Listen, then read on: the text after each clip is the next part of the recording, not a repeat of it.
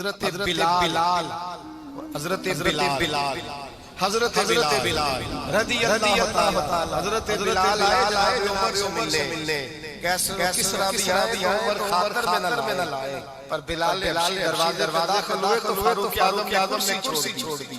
ہاتھ باندھ کے کونے میں کھڑے ہو گئے کالا رنگ ہے نام نہیں جانتے زمانے میں تار نہیں حضرت عمر نے ہاتھ باندھا ہے لوگ کہنے لگے عمر تم کیسے نہیں کرتا یہ کون آ رہا ہے جس کے لیے تیرا اتنا استقبال ہے حضرت عمر کہنے لگے چپ کر جاؤ اس کی بات نہ کرنا اسے آنے دو اس کی بات نہ کرنا حضرت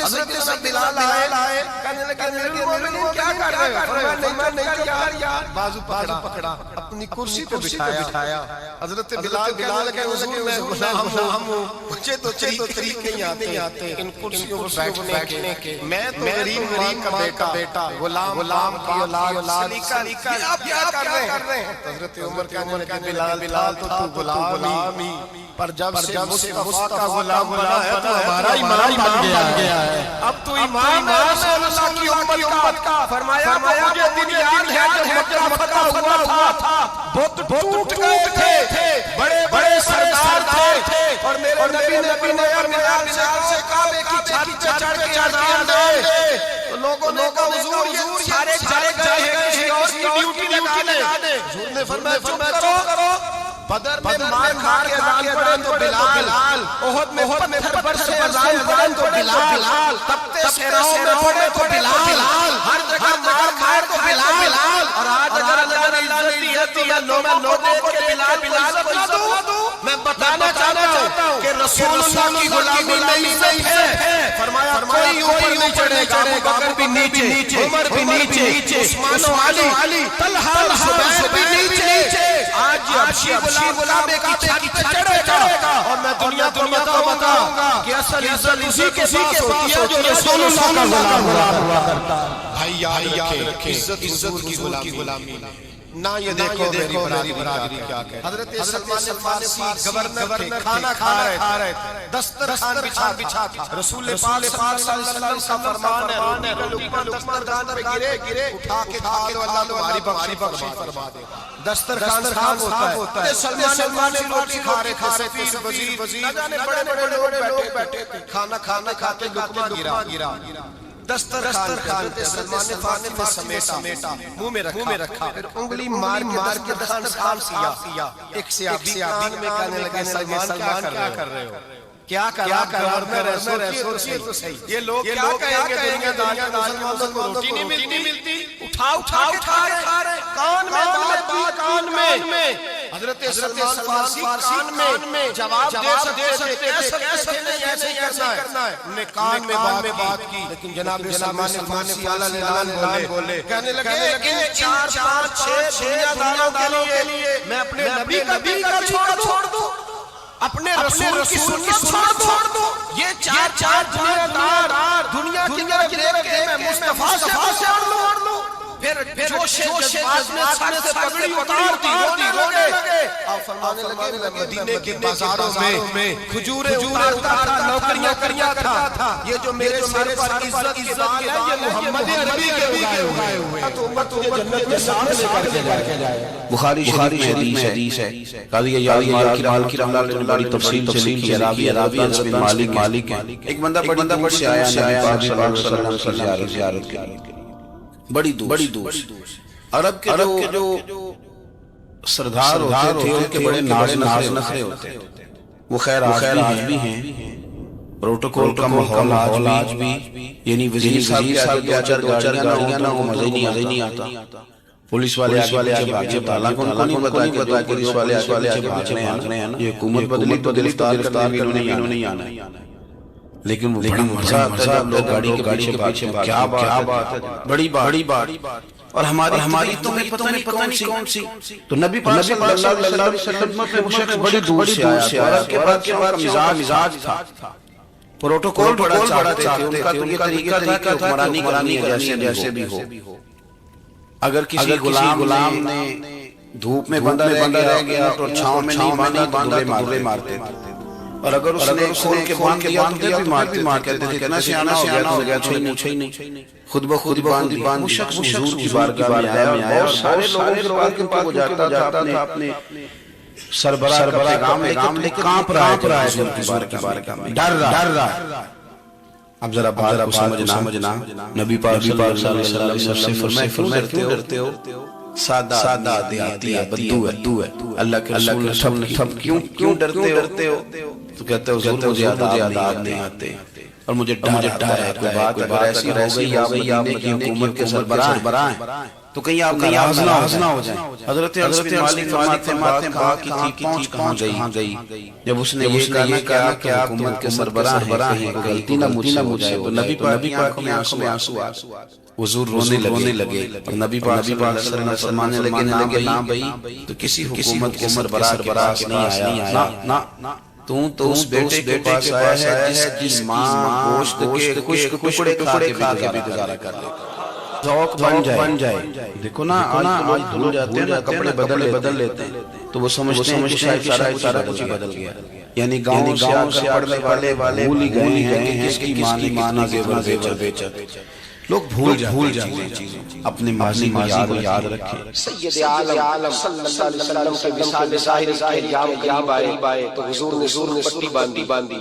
تیز بخار نبی کریم کو، دو صحابہ سہارا دے کے مسجد میں لائے، نبی پاک علیہ السلام سہارا دے کے لایا گیا۔ کریم رسول نے لوگوں کو جمع کیا، حضور آج کیا ہونے والا ہے، آج کیا کہا جائے گا، آج کس لیے میٹنگ بلائی ہے؟ نبی کریم کل صحابہ جمع ہوئے تو کھچ مسجد بھری ہے۔ وصال ظاہر چند یوم پہلے کی بات،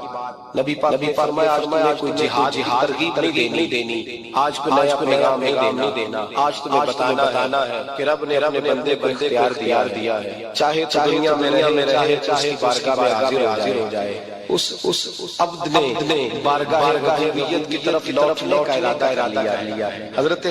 اکبر رونے لگے تو صحابہ نے کہا تمہیں کیا ہوا؟ کہنے لگے سمجھ نہیں رہے، کسی کی بات نہیں کر رہے، نبی اپنی بات فرما رہے ہیں، اس نے جانے کا ارادہ کر لیا۔ سنیے میرے بھائی، محبوب پاک نے فرمایا بھائی کسی شخص کو میری طرف سے تکلیف پہنچی ہو تو بدلہ لے سکتا ہے، بدلہ لے سکتا، کسی کو تکلیف پہنچی، صحابہ پھوٹ کے رونے لگے۔ محبوبہ کرم ہی ہوا ہے، رحمت ہی رحمت آئی، آپ کے بارے میں گمان کرنے والا ادارہ سے نکل جائے۔ ذرا فرمایا نہیں بھائی اٹھو، پیچھے سے جناب عکاشہ بن محسن اٹھے، ہاتھ کامتے ہیں آگے بڑھنے لگے، یا رسول اللہ ایک جنگ کے موقع پر درہ مارا تھا، ننگی پر صفحہ سیدھی کراتے، بات دل میں رہ گئی ہے میں نے بدلہ لینا ہے۔ نبی کریم نے فرمایا فلال دوڑ کے جاؤ، فاطمہ کے گھر درہ پڑا ہے، درہ لاؤ۔ سیدنا بلال کہتے میں گیا دی سیدہ طاہرہ، حضرت فاطمہ فرمانے لگی بلال سے آئے ہو، اماں جی وہ درہ چاہیے تھا۔ سیدہ کو تشویش کہنے لگی بلال تو جانا ہے، نہ جہاد ہے، نہ کوئی ایسا حضور کی تو طبیعت مبارک بڑی علیل ہے، درہ کیا کریں گے؟ حضرت بلال لگے اماں جی بدلہ لینے لگے ہیں، صاحب کار نے جملے لکھے ہیں، کہتے ہیں بی بی صاحبہ نے درہ لے دیا اور امام حسن حسین کو بھی باہر نکالا، فرمانے لگی اللہ کا کہنا 100 درے مارے ان دو شہزادوں کے جسم پر، نبی قریب نہ جائے، میں نے 2 بچے پیدا ہی اپنے محبوب پر قربان کرنے کے لیے کیے، ان کو لے جا۔ حضرت بلال 2 شہزادے لے کے آیا اور جب دروازے میں میں لے کے پہنچا تو نبی پاک نے دیکھا آنکھوں میں آنسو آ گئے، فرمایا ان کو بٹھا دو، مجھے پتہ ہے فاطمہ نے کیا بھیجا ہے۔ حضرت سیدنا بلال فرماتے میں نے جناب عکاشہ درہ لے کے آگے بڑھے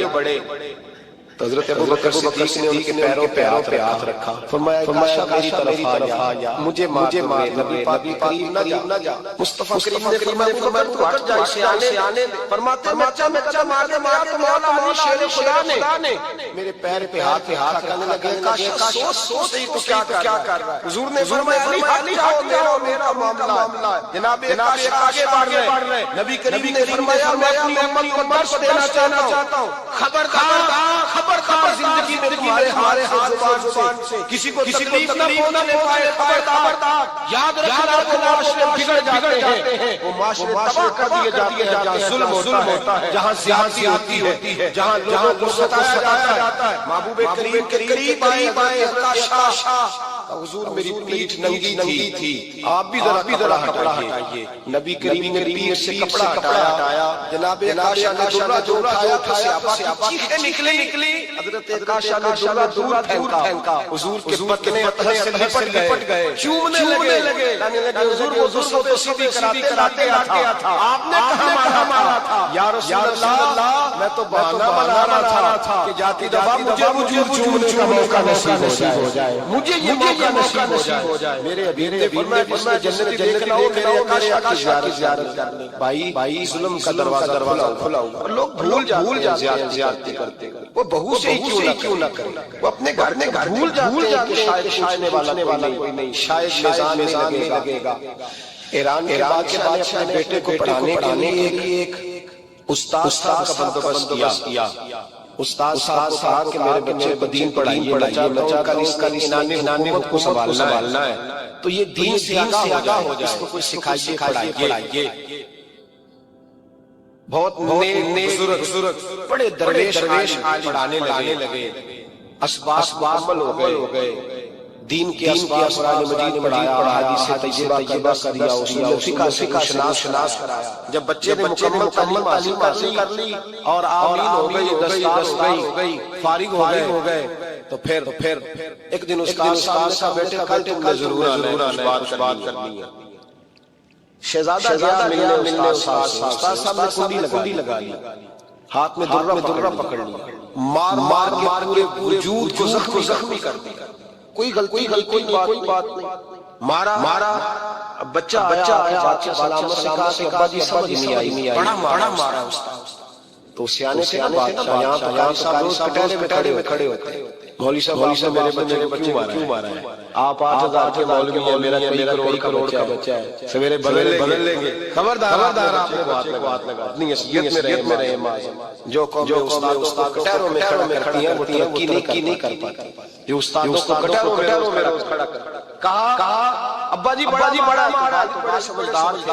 بیٹا استاد باپ ہوتا ہے, زیادتی نہیں کرتا. کوئی بات ہوگی میں تیرے استاد کٹہرے میں نہیں بلاؤں گا. اماں سے بات کرنے لگی, بیٹا میں تیرے باپ سے کیسے ڈارا. وقت گزر گیا. 22 سال بیت گئے. 22 سال گزر گئے. بادشاہ کا انتقال ہوا. شہزادہ بیٹھا. پہلا حکم یہ دیا کہ میرے استاد کو بلاؤ. پہلا حکم. استاد جی بوڑھے ہو گئے تھے, چھڑی کے اوپر ٹیک لگائے اور ہمیں سفید جھک گئی تھی. یوں آنکھوں کے بڑی مشکل سے دیکھا کہ شہزادہ حکم ہو. کم میں شہزادہ بادشاہ بن گیا. استاد جی 22 سال بیت گئے, آپ نے مارا تھا, پر وہ درد زیادتی تھی. میرا قصور کوئی نہیں تھا. تو نہ میری روح سے درد گیا ہے نہ میرے جسم سے گیا ہے. میں بے اختیار تھا, پوچھ نہیں سکتا تھا, اختیار ہوا. سب سے پہلے حکم آپ کو دیا, بلایا ہے. بتائے کیوں مارا تھا, کیوں مجھے مارا تھا, میری زیادتی بتائے. تو استاد بوڑھے استاد کی آنکھیں سے بھر گئی. کہنے لگے بیٹے بس آج کے لیے مارا تھا. یہ جو دینا میری زندگی میں یہ مارا تھا. یہ میں چاہتا تھا میری زندگی میں وقت میں آج بس میری مرادی پوری ہو گئی. کشاد یہ مجھے بھی سمجھائے. آپ فرمانے لگے کتنی دیر تجھے مار کھائے ہوئے, کتنا زمانہ بیت گیا. کہنے لگا 22 سال. فرمایا زخم بھولے تو نہیں, درد ختم ہوئی.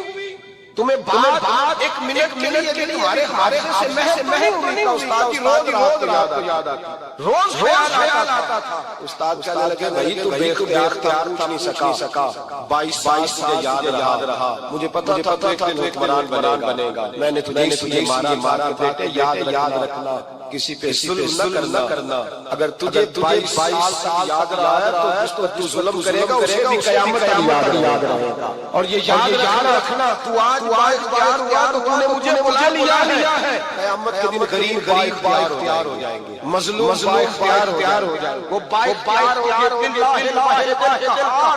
رب کریم کی بارگاہ کے اندر ان کا اختیار ہو گیا اللہ کی حکمرانی ہوگی پھر وہ بلائیں گے بڑے کلا دنیا میں جن پگڑیاں اونچی تھی وہ سائے کھڑے ہو دنیا میں ڈکٹیٹر بنتے تھے ان کی پشتیں لال ہوگی ان کو غدار لکھا جائے گا قیامت نہیں بھولے گا ظلم کرنا سوچ سمجھ کے کرنا نہ کرنا تم سہ سکتے ہو اتنی زیادتی کرنا قیامت برداشت کر سکتے ہو میرے نبی کریم صلی اللہ علیہ وسلم نے فرمایا ظلم سے بچو یہ قیامت اندھیروں میں سے اندھیرا ہوگا زندگی میں زیادتی نہ کریں اگر تھوڑی دیر کوئی چیز برداشت کر جائیں گے تو وہ فائدہ دے جائے گی کچھ دیر کے لیے اگر سہ جائیں گے تو نفع مل جائے گا سہنے کی کوشش کریں لیکن زیادتی نہ کریں نظر کو ذہن کو پاک رکھیں اور میرے بھائی زندگی پوری ظلم سے بچیں زیادتی سے بچیں حضرت ابو ذر غفاری رضی اللہ تعالیٰ عنہ فرماتے ہیں کہ میں چودھری تھا سیدنا بلال رضی اللہ تعالیٰ عنہ پاس میں بیٹھا تھا کسی بات میں آگے بڑھی اور بڑھتے بات شطرنجی چلی گئی رائے خلاف نے تلخی پیدا کر دی اور جب تھوڑے لفظ اور تیز میں نے انہیں کہہ دیا چپ کر آپشن کا بیٹا کس کے بیٹے تھے بلال کہتے ہیں جب انہوں نے مجھے کہا میرا دل بڑا ٹوٹا کہ میں نے ارادہ کیا کہ میں حضور کی بارگاہ میں عرض کروں ہر بات کی ان کی بارگاہ میں شکایت کریں لیکن میں جا کے مسجد میں بیٹھا سرکار آئے نا ارادہ نہیں تھا کہ عرض کروں گا لیکن حضور کا چہرہ دیکھ دکھ میرا خود تازہ ہو رونے کا بھی مزہ آتا نا کوئی اپنا ملے فرماتے ہیں کہ میرے آنسو بغیر اختیار کے چھلک پڑے اور میں کھل کے قربان جاؤں کہ حضور نے پاس نہیں بلایا بلکہ نبی پاک اٹھ کے خود میرے پاس آئے اور مجھے کندھوں سے سینے سے لگایا اور جب میں کھل کے رو لیا حضور میرے آنسو برسنے لگے کچھ شعر ایسے ہوتے ہیں جو کسی نے کہے ہوتے ہیں اور کہنے والا ہے وہ صاحب حال ہوتا ہے تو اس میں خوبصورتی زیادہ ہی ہو جاتی ہے ایک پنجابی شاعر ہمارے گزرے بزرگ کا ایک شعر ہے وہ کہتے ہیں کہ واری میری آنکھیاں چوں اونا نے اتھرو پونجے سا ایک واری میری آنکھیاں چوں اونا نے اتھرو پونجے سان ان تے چسکا پہ گیا رونے دا ایک واری میری آنکھیاں چوں اونا نے اتھرو پونجے سان ان تے چسکا پہ گیا رونے دا تے ہاتھ لے آہو زاری دا تو میں روز رونے لگا مزہ ہی بڑا ہے جب سے محبوب نے چپ کرانا شروع کیا میرے عزیز اور پھر حضرت بلال رضی اللہ تعالیٰ جو حضور کے غلام تھے اور انہیں پتہ تھا کہ سرکار میری ناز برداری کرتے ہیں حضور نے چپ کرایا کیوں روتے ہو تو عرض کرنے لگے یا اللہ صلی اللہ علیہ وسلم اگر میں ابشر کا بیٹا ہوں تو میری تو غلطی کوئی نہیں یہ تو تقسیم اللہ کی ہے اللہ خلق فسواک فعدل فی صورت ما شاء رکب جس طرح متعلق ہے جس کو چاہتا ہے اس طرح صورت بنا دیتا تو مجھے ابشر کا بیٹا کہا جاتا ہے میری غلطی کیا ہے حضرت بلال نے نہیں بتایا کس نے کہا لیکن نبی پاک صلی اللہ علیہ وسلم نے کیا فرمایا امام یوسف صالح کا ہے ذرا غور کرنا بات تسلیاں لوگ اور رنگ ہوتے ہیں پر یہ تسلی بڑی انوکھی ہے حضور فرمانے لگے بلال ابشر کا بیٹا تو پریشان کیوں ہوتا ہے کالے رنگ والی ماں کا تو پریشان ہوتا ہے کہ والدہ کا رنگ کالا ہے عرض کی حضور آپ کیا فرمانا چاہتے ہیں سرکار نے لگے میں دو ماؤں کا بیٹا ہوں ایک جناب آمنہ مجھے پیدا کیا اور ایک حضرت ایمنہ میری پرورش کی مجھے بڑا کیا حضور فرمانے لگے میری آمنہ کا رنگ گورا تھا اور میری ماں میں ایمن کا رنگ کالا ہے